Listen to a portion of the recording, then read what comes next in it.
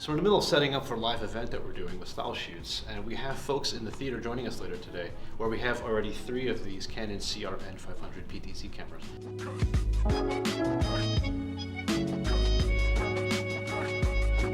We wanted to take some of these machines and bring that experience to the folks sitting in the theater, so we set up 2 more on rolling C-stands here in this style shoots wing.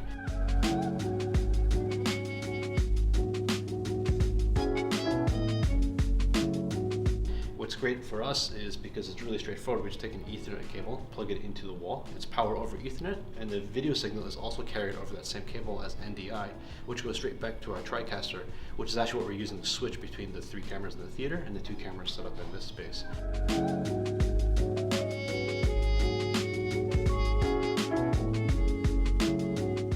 So really quickly, we're able to take these dynamic cameras and put them in a position that gets optimal viewing angles for the folks inside the theater to be able to bring them here without actually physically having them come over here.